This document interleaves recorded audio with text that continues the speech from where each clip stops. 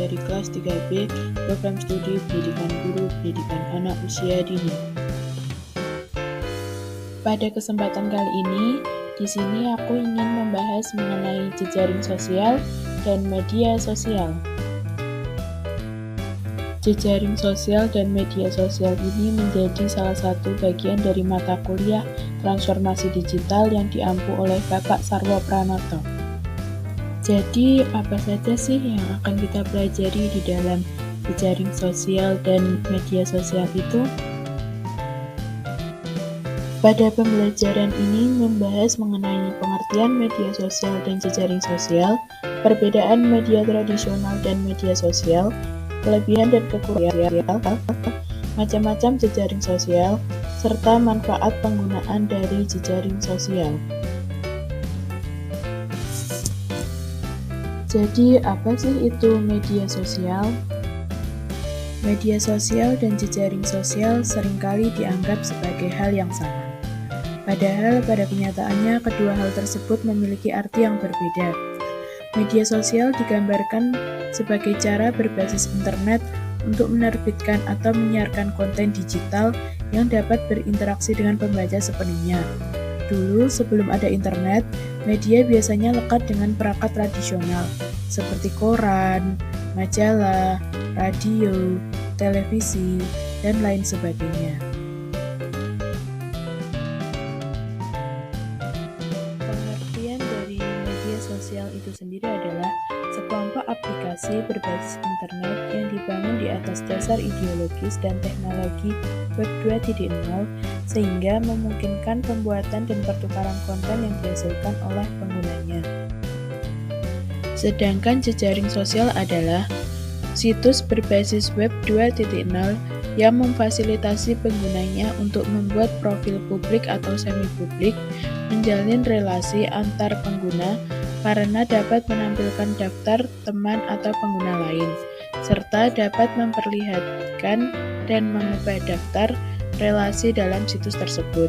Jejaring sosial yang marak digunakan saat ini diantaranya seperti Instagram, Facebook, Twitter, dan lain-lain. Lalu apa sih persamaan dari media sosial dan jejaring sosial itu? Persamaan dari media sosial dengan jejaring sosial adalah sama-sama sebuah konektivitas atau hubungan.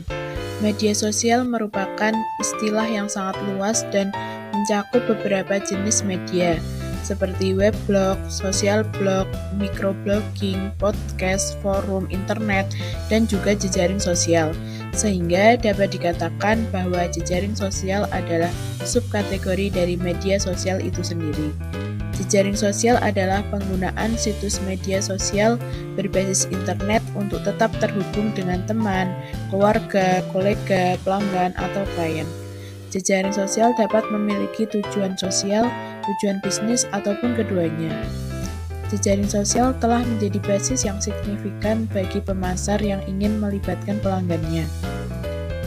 Berdasarkan pengertian masing-masing tersebut, maka dapat disimpulkan bahwa media sosial itu menjadi platform untuk menyebarkan informasi, sedangkan jejaring sosial adalah platform untuk berkomunikasi satu sama lain.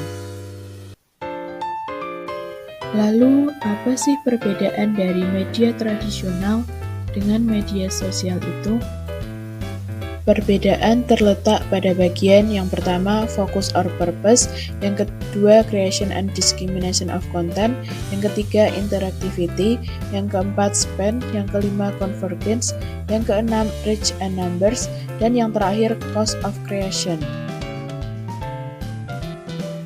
Yang pertama ada focus or purpose.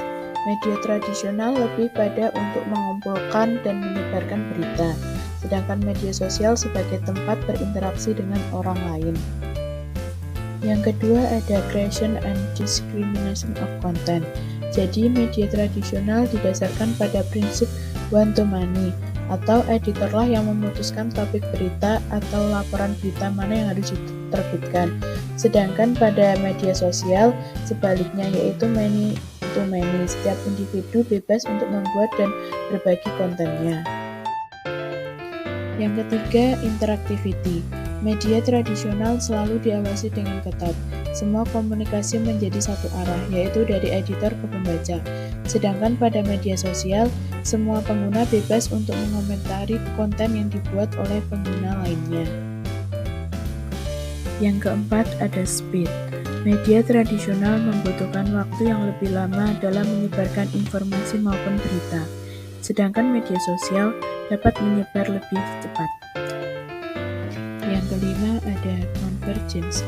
Media tradisional hanya dapat bekerja dalam satu format, baik sebagai cetak atau sebagai radio.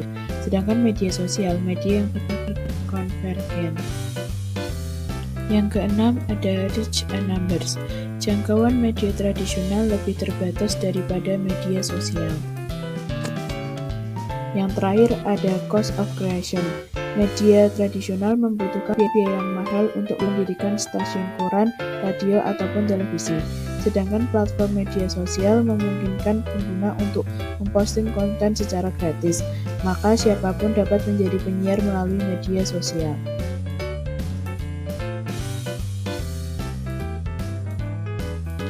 Dapat dikatakan media sosial harus memiliki 7 karakteristik utama.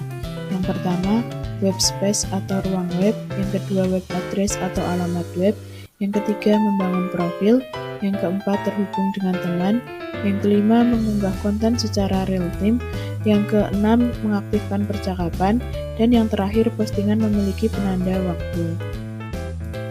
Yang pertama ada web space atau ruang web, yaitu situs web harus menyediakan ruang web gratis bagi pengguna untuk mengunggah kontennya. Yang kedua ada web address atau alamat web, yaitu pengguna diberi alamat web unik yang menjadi identitas web bagi mereka. Yang ketiga membangun profil. Pengguna diminta untuk memasukkan data pribadinya seperti nama, alamat, dan tanggal lahir. Yang keempat ada terhubung dengan teman. Pengguna didorong untuk memposting pembaruan data pribadi dan profesional. Kemudian, situs tersebut dapat menjadi platform untuk menghubungkan teman dan kerabatnya. Yang kelima ada mengunggah konten secara real time. Situs menyediakan alat untuk memposting konten secara real time. Yang keenam ada mengaktifkan percakapan. Anggota diberi hak untuk mengomentari postingan yang dibuat oleh teman atau kerabatnya. Yang terakhir ada postingan memiliki penanda waktu. Jadi setiap postingan diberi penanda waktu sehingga membuat pengguna mudah untuk mengikuti postingan itu.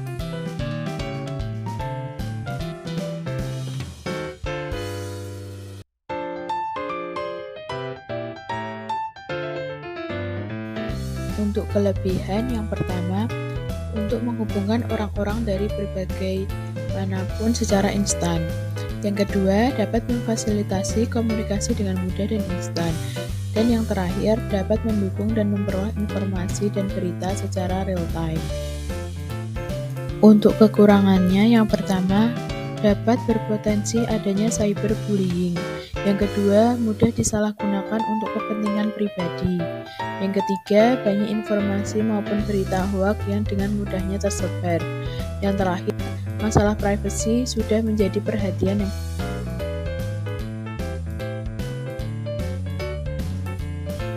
terdapat 2 macam jejaring sosial yang sering digunakan. Yang pertama, aplikasi berbagi jaringan sosial.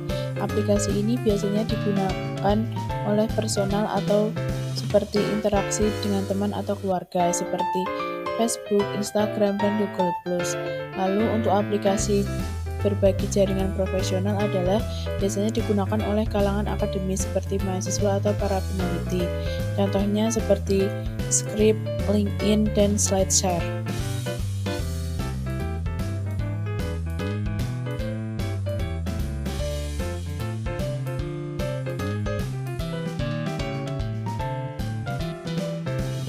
Terdapat beberapa manfaat dari penggunaan jejaring sosial. Yang pertama, opportunity to meet new people. Jadi, melalui jejaring sosial dapat memberikan orang kesempatan untuk bertemu orang baru di seluruh dunia. Yang kedua, social networking sites are user friendly. situs jejaring sosial dibangun sedemikian rupa sehingga sangat mudah digunakan oleh penggunanya. Lalu yang ketiga, join group that share your interest. Sebagian besar jejaringan sosial memungkinkan pengguna membuat grup. Grup ini memungkinkan orang yang berpikiran sama untuk berbagi minat dan hobi mereka. Lalu yang berikutnya ada free to use. Sebagian besar situs jejaring sosial yang sangat populer seperti Facebook dan Google Plus gratis, sehingga membuatnya terbuka untuk semua orang. Lalu kelima ada job market.